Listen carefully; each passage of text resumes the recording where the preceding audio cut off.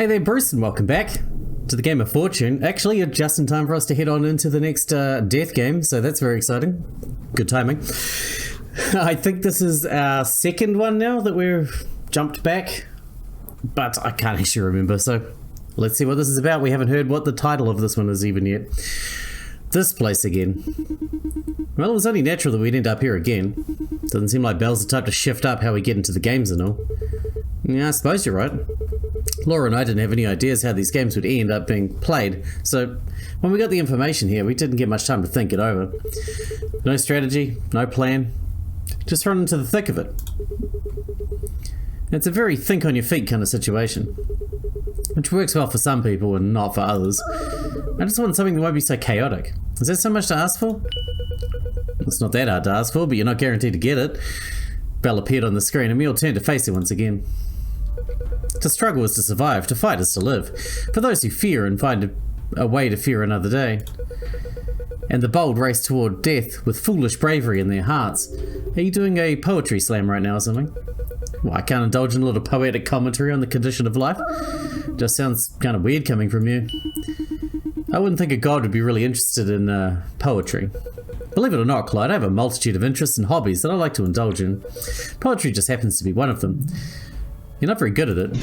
Hey, I heard that, Devon. Don't think you can get away with insulting me like that without consequences. What? But I didn't say anything. But you thought it. She can read our minds. And more than that, too. But enough about me. We're here because it's game time for you four. Aren't you excited? Who knows what trial that you'll be put through next. If it's anything like the first game, it's probably not going to be all that exciting. So you say. But I think you'll experience some blood-pumping excitement. Oh, don't glare at me like that, Lilith. Piss off, I'll glare however I want. That brash attitude of yours is never going to change, is it? Well, rather than wait for you to get comfy with the idea, let's jump into the roulette now, shall we? The screen changed to show a roulette of our game options once again. This time, I was a little worried. Before I was alone, so it didn't matter what kind of game that we got. But now that Clyde and I were together, there'd be a chance we'd be forced to kill one another. We might get split up into different teams, or we might just have a game where there's only one winner. And even if we might be able to work together, that doesn't mean that we're guaranteed to survive together. I held on to Clyde tighter as I watched the roulette slow down. Anything that would keep us together, anything that would let us survive together, we just need to get through one more round. One more round, please. Ah, looks like it's a 4-player dilemma game. Who knows what kind of game that you'll all be playing. At least you can rest easy knowing that there's no teams. I let out a soft sigh of relief, but I was still holding on to Clyde. After all, even if there weren't teams, that didn't mean that Belle wouldn't give us a game where we could all survive. She might make some dreadful game where only one person will live, and we're all fighting for survival, or maybe more than one can survive, but it'll have some weird complex rule set that makes cooperating difficult. As for the name of the game that we'll play, let's shake things up a bit, shall we? Oh, I don't like the sound of that. We're going to play 14 minutes in fantasy. What? Oh, do I need to repeat myself? I'll clarify. We'll be playing 14 minutes in fantasy. No, I heard you, but what kind of game is that even? Sounds similar to 7 minutes in heaven. All Belle did was double the time and change heaven to fantasy. Hey, don't speculate on the game. Wait until you're actually in the game room.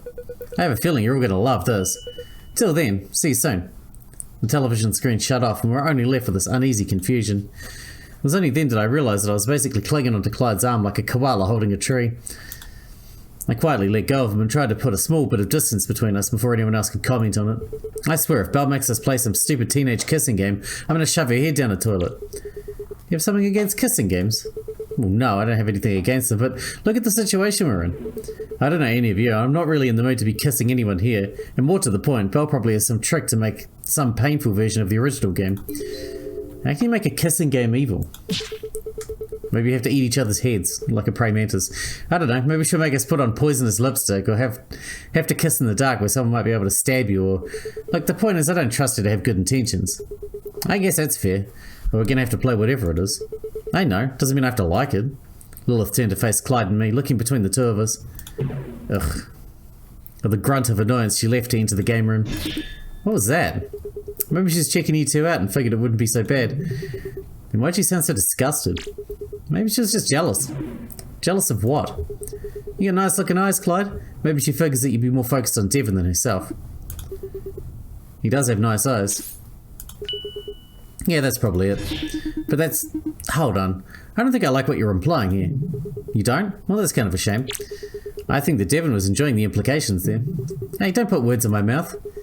Well, I'm just saying it'd be a fun game if it's as innocent as Belle might make it out to be. So let's head on in and see what Belle has in mind for us. Well, they're right about one thing. And what's that? You do have nice eyes. Is that so? I figured they were pretty plain. Maybe they just look good on you, to compliment your face. Is that supposed to be an earnest compliment, or are you just messing with me? I chuckled and nudged him in the side. I'm just happy there's a chance for us to survive together. I don't want to see you getting hurt. Well, you or your pretty eyes. Thanks, I'll try to keep them in good condition, just for you. Great, then let's go. Hopefully whatever Belle has in store for us won't be so bad. Hand in hand, we walked into the game room. After the last game took place in some weird nature park, I was expecting the worst.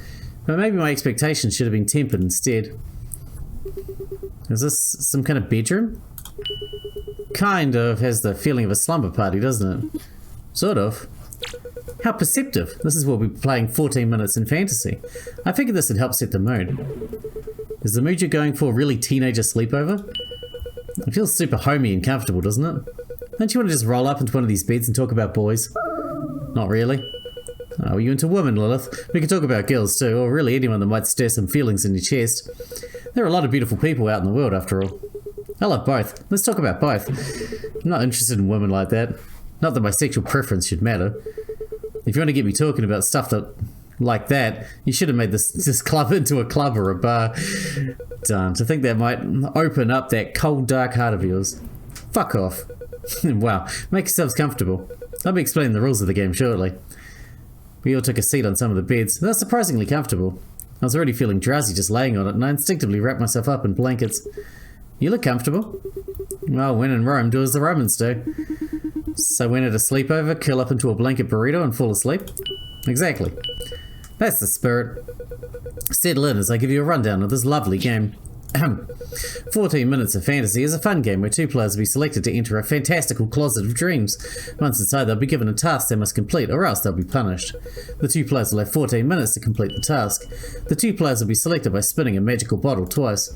As for how the tasks are selected, well, each player will write down a task that will be randomly selected after a pair enters the closet. We'll do this for 4 rounds, then the game will end. See, it's a super simple and fun game. This really is just some kind of teen party game, isn't it? You've even added a spin the bottle element to it. Spin the bottle is fun. Don't you enjoy the chaotic element of not knowing what might happen? How you might end up kissing someone you've been crushing on for years? Well, I'm a 32-year-old woman. This does not at all do it for me. Oh, come on. I think it's a little cute, isn't it? Are those really all the rules? Yep, I mean the game itself is super explanatory, isn't it? But for the sake of clarity, I'll answer any questions that you have. Alright, first thing I'm going to ask is what happens if someone writes an impossible task? Something like, transform yourself into an elephant, or something stupid like that. I'll be vetting the questions. Things that are completely impossible won't be included in the raffle. And what happens if everyone puts in something that's impossible? Then I'll add my own task. We wouldn't want a pair to be sitting in a closet completely bored, right? Huh, yeah, I don't think I like the idea of following any tasks that you assign. Oh, but I had so many fun ideas. So many deadly tasks that you could complete in 14 minutes or less. What happens if we finish our tasks in the closet? Does it just open? Are we allowed to leave?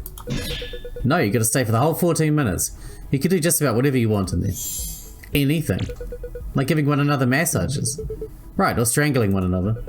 If that's what you're into, then yeah, you could do that too. Are we getting some kind of clock that could warn us how much time we got left to complete our task? Nope, you're just gonna have to feel out the time. At least while you're inside the closet. Everyone outside of it will know though. Great. And what kind of punishments are we going to get if we don't get our tasks done? Are you going to kill us? That, Clyde, is a secret. But don't disappoint me. You don't want the divine punishment that I can lay down on you. It won't be pleasant, I can assure you that much. Right. Hey, how are we going to know if we did the task right? Are you going to give us some kind of indicator that we've completed it properly? Of course, you'll hear a little ding inside the closet letting you know you've done it right. You know, we're applicable anyway. And you promise you're going to make things random. Right? Of course I'm going to make things random. I'm not just going to force people into a closet and pick the most steamy option. As much fun as it would be, it would ruin the spirit of the game. Alright, you better keep things fair. I will. Don't you worry your pretty little head off. Any other questions?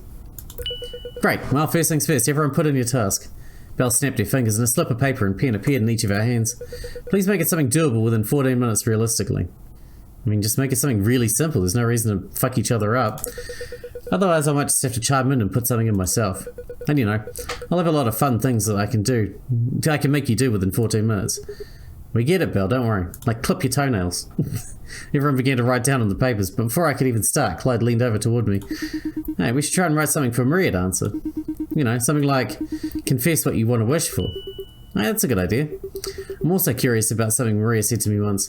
I want to see if maybe I can learn a bit about her past. That's a good idea too. Might help give some context to what her goals are. You know, I'm just realizing that if Kishi dies in her own game, how the hell are we going to get info out of her? Damn it, I didn't think about that at the time. Shit, wow. Clyde furrowed his brow and looked down at the ground. There are some other veterans here. Maybe we can ask them. Right. Anyway, let's see if we can just focus on getting Maria to admit something important. Like what her wishes. That's what I'll be writing anyway. Gotcha. What are you two whispering about over there? You two trying to coordinate your tasks together or something? And what if we were? Well, you can't just keep it a secret.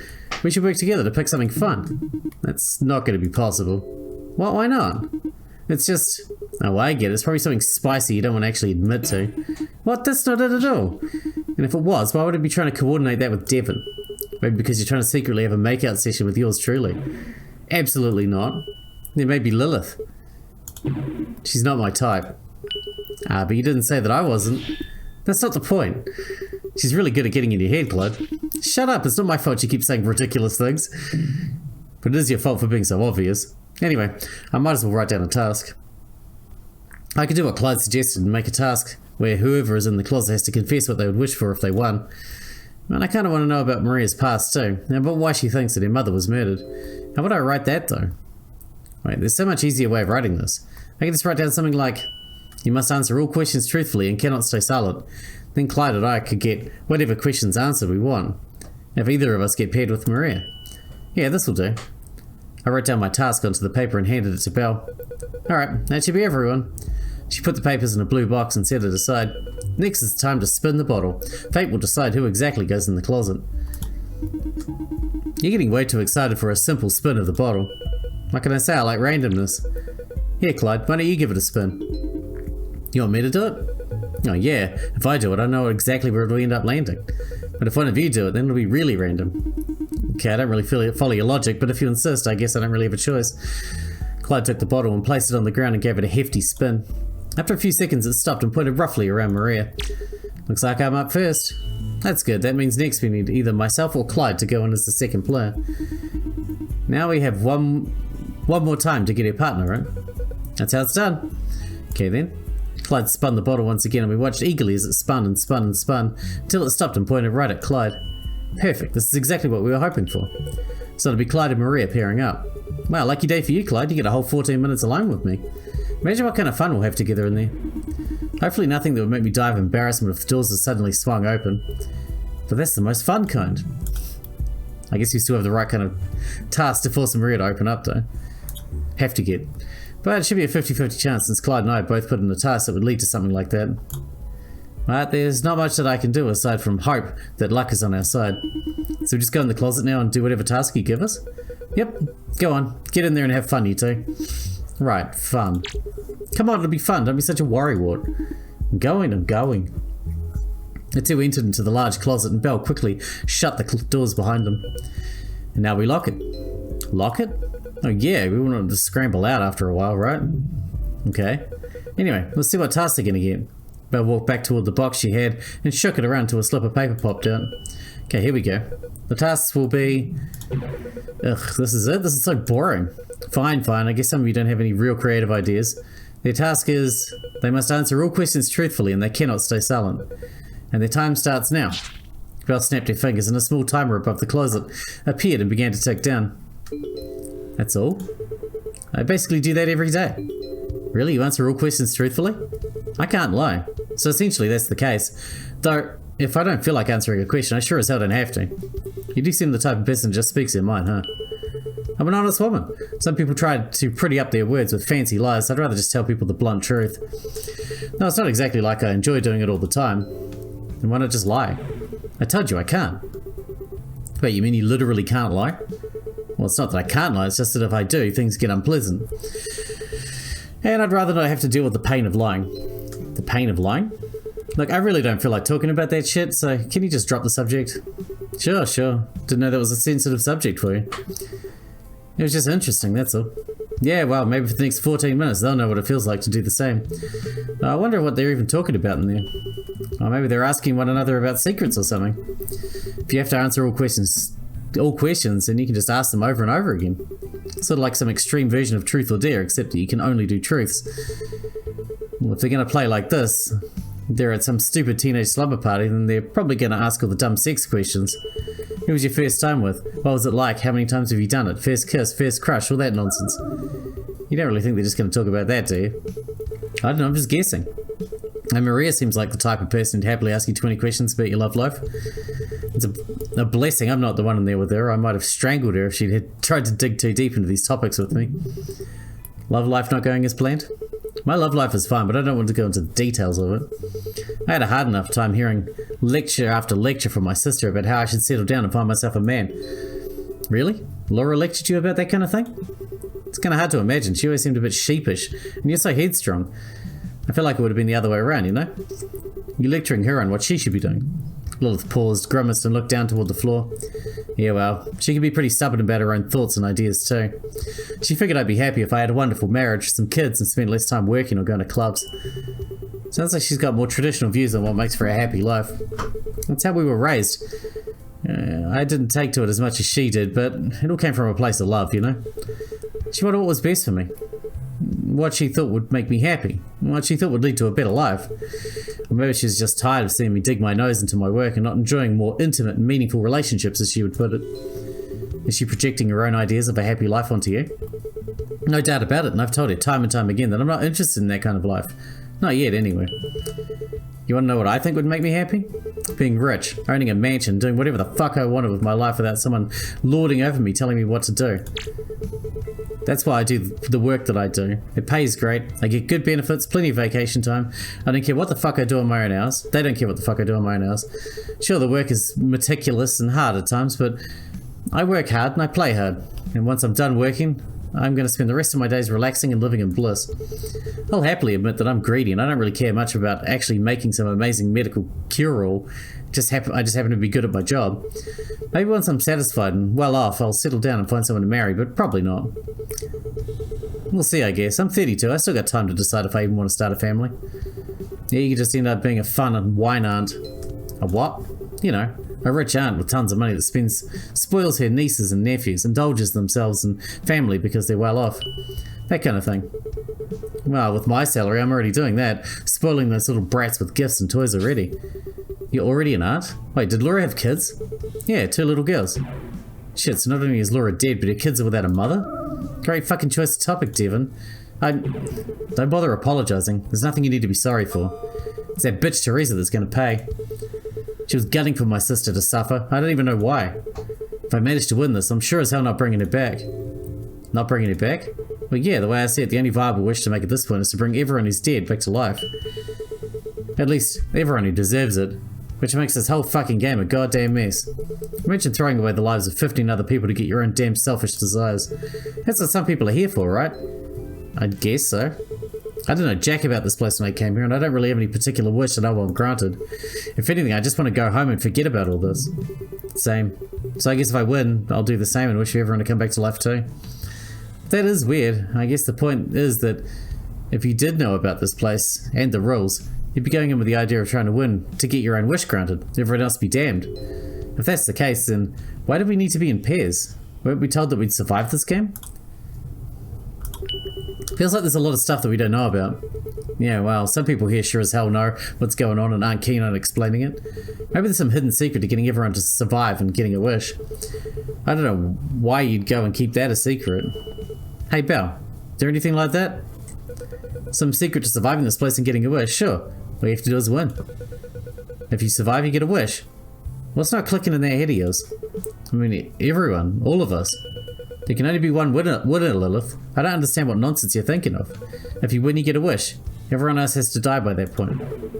I figured that asking you anything was going to be a waste of time. It's like those damn loons at my job. Loons at your job? I told you, didn't I? I work as a pharmaceutical researcher. For the most part, it's standard stuff, looking into research for potential drugs and compounds that affect the body. But there are some real nut jobs that I work with that believe that certain medical compounds can affect things like a soul. Really? That does sound kind of interesting. Sure, interesting from a philosophical point of view, but from a practical scientific perspective, it's not useful at all.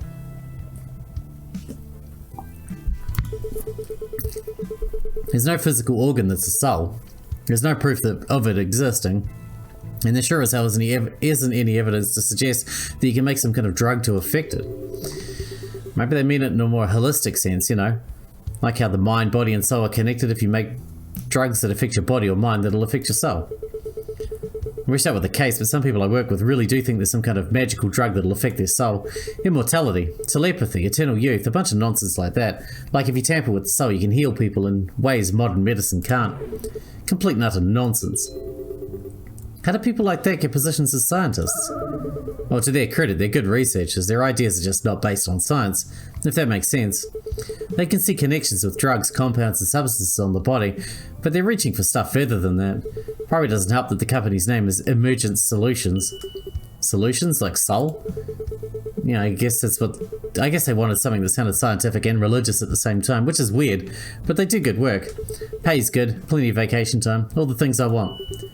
Emergent Solutions. That sounds familiar. Really? You know someone that worked there before? I think so. I think my brother mentioned them once before. He might have worked there. Seriously? Talk about a small world. He a researcher too? Honestly, I don't know. He didn't talk much about his job. He just mentioned that his co-workers were kind of eccentric. Eccentric, huh? Yeah, that sounds about right. The place is full of eccentric religious weirdos. Huh. Considering that we're in some mystical death game run by a god, maybe they're actually in the right. Great, I can't believe a bunch of nutjobs might actually be right for once. I can already see their smug faces jeering at me if I ever told them about this shit. Yeah, that probably won't be a fun conversation. Or maybe it'll be an immensely hilarious conversation. And time. No, I guess they finished up their tasks. Or at least I assume they did. Maybe they got fucked up and punished. Belle put her hands on the closet and swung them open. Stop, just stop already. Why, come on, I just want to know. It looks like game time is over. Oh. They both walked out of the closet and took their seats on the bed once again. What's with the sad look? Nothing, I just got asked way more questions than I would have liked. He says that, but he's going to be happy that I was so persistent in my questioning. Alphonse must be rubbing off on me. I'm starting to feel like a detective. Ugh. I rolled over toward Clyde. So? How'd it go? It went fine, I got the answers that we needed. But then she kept asking question after question. Okay, so then what's she going to wish for? It's like we thought earlier. She's certainly going to wish to kill Nigel Edwards. That much is certain. And it's because she's certain that he's the one that killed her mother. I didn't really get a word in on how she knew that. And then she just kept asking me questions over and over again. Well, did you get so upset that you didn't get to ask how she knew? That's not why I'm upset. Then what's the issue? I don't want to talk about it. Hey, you two can wait to gossip later. For now, it's time for another set of tasks and bottle spoons. Right, don't worry, we're coming along. Alright, so you know the drill. It's time to write down some tasks. Please write some fun ones this time around. Not that I'm going to do anything except stare at you with disappointment. That should be enough to spice up the tasks you want to give, right? Oh, don't you worry, Belle. I got some fun ideas already in store. Hey, come on, don't do anything crazy. No, please do. The crazier the better. What the heck happened in the closet between those two? Maybe I should ask Clyde about it when we're alone. But as for my own tasks, I should probably try and write something fun or interesting. After all, I can probably just ask Maria for details later without forcing her. And this might be the only chance that a game isn't asking me to kill someone or do something that'll end up with someone dead. So maybe I should just enjoy it. So if that's the case, I'll write down a task that says, oh man, is this going to make any difference? Hope not.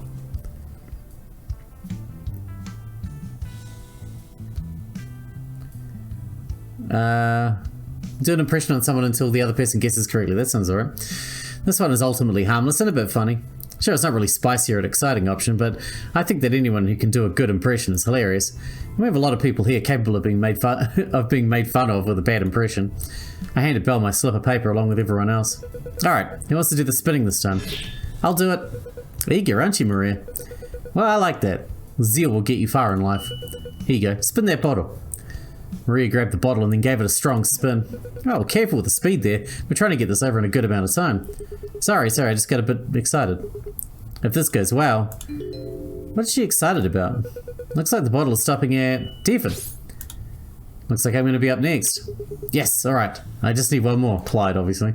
She gave it another hearty spin, a little slower than last time. Is she trying to pair up with me, or does she have someone else in mind? Yeah, she's got that silly smile on her face. She's definitely got something in mind. And the bottle lands on Maria. Oh, darn.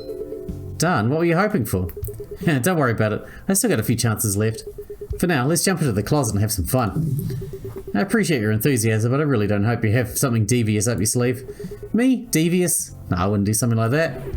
The evil grin on your face says otherwise. Alright, you two, you can continue your little act inside the closet. We're going.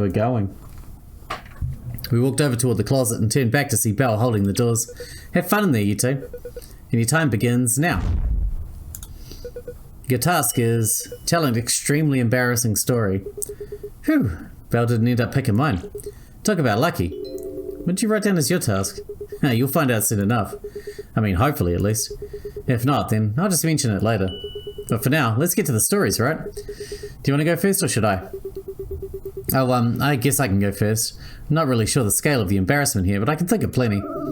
It's kind of depressing now that I think about it. So let's see. Well, here's one.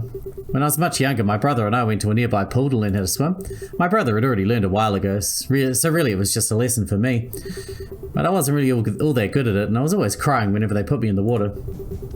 Even when they gave me water wings and tried to coax me to swim over to them, I would just cling to the pool ladder. They had the whole thing on video. I was basically crying up a storm, and the people were laughing because they thought my reaction was funny. Well, it's kind of sad more than embarrassing. Well, yeah, the real embarrassing thing is that I got mad after a while. I kept seeing my brother jump in the water and show off, so when he wasn't looking, I pushed him in the water. Of course he was fine, but my mum and dad were furious that I pushed my brother into the water. I was so afraid I ended up jumping in the water to avoid my parents. You jumped in the water? Yeah, I didn't even know how to swim.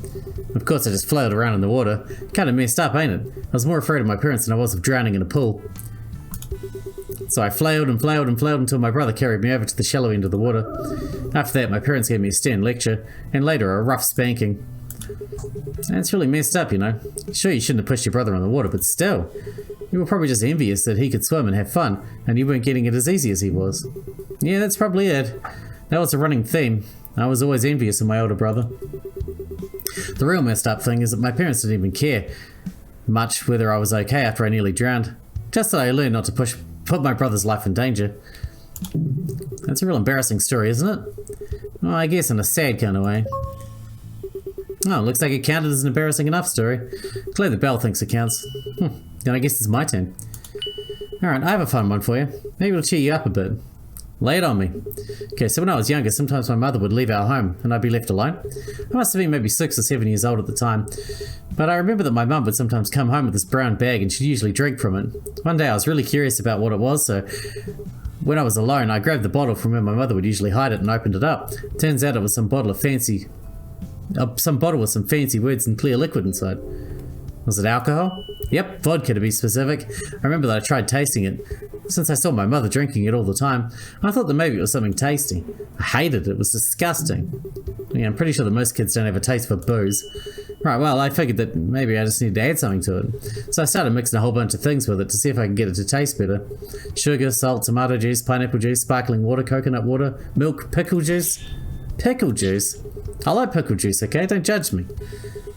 Well, I do think that's why I like weird taste combinations in drinks, like sparkling pickle juice, peanut butter milk, dark chocolate and grape juice. What happened to this girl's taste buds? But I kept on trying to mix a drink that tasted good and, well, I probably drank too much. I don't remember much of what happened. I just remember sipping from a small cup and then waking up to see my mum screaming and shaking me awake. She was downright furious with me. She pretty much knew that I'd been drinking the vodka without her knowledge.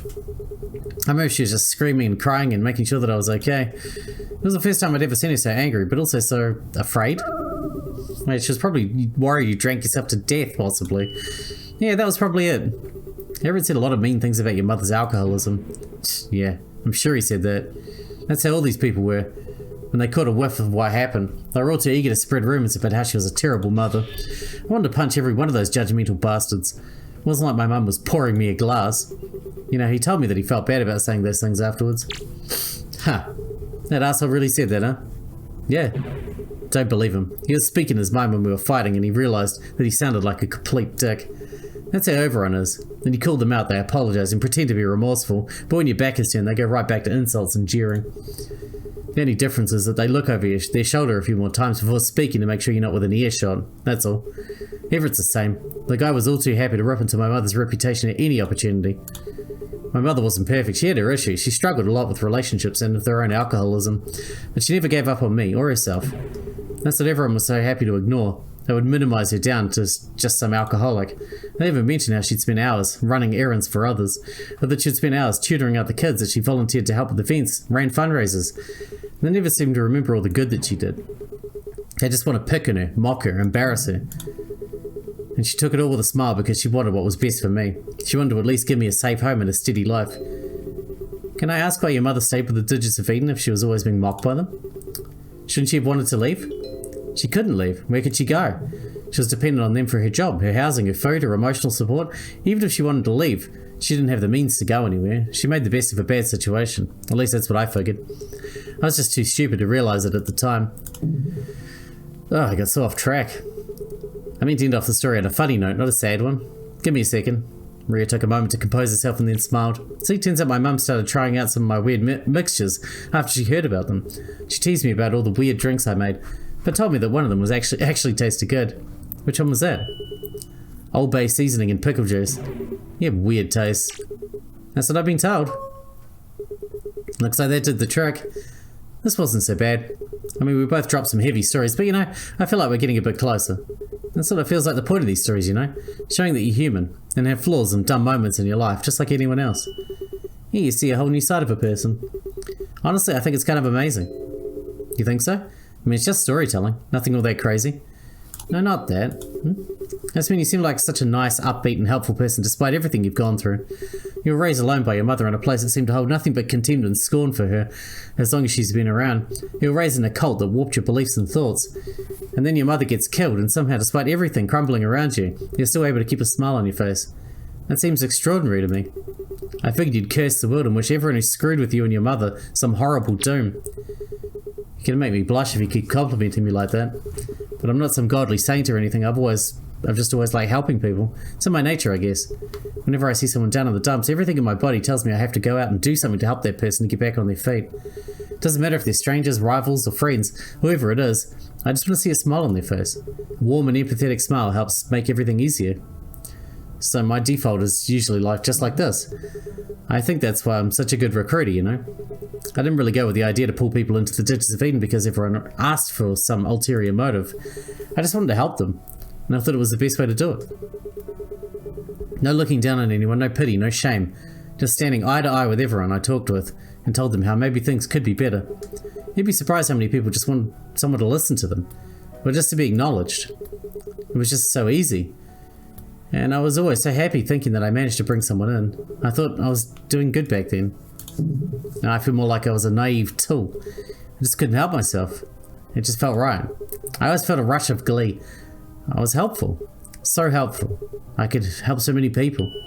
I was making their life better. The young, the troubled, the lonely. Poor, alone, afraid, alone, homeless, abused. It didn't matter. I could help all of them. They would always listen to me. I knew what to say. I knew how to lure them in. That's why it was so hard to believe it, you know? That they were a cult, they were exploiting people, that they were hurting people. I didn't want to believe it, I couldn't. All those people I was helping. I just pulled them out of one hell and threw them into another. But it's alright, I'm going to make things better for everyone. Killing Nigel's going to make things better? For everyone? Is that really going to work? Or is she just saying that so she can justify killing the guy who killed her mother? Well, I hope it works out well for you. If all goes well, then yeah. Won't be a perfect solution, but it'll go a long way in fixing things. And time. And with that, we're going to wrap this one up here because we're out of time for today. But I guess we'll finish up 14 minutes in fantasy in the next episode. Seems like the least deadly game we've had so far. At least so far. We'll see. It could turn ugly, but hopefully it won't. Anyway, thanks for watching, Bruce, and I'll see you in the next one.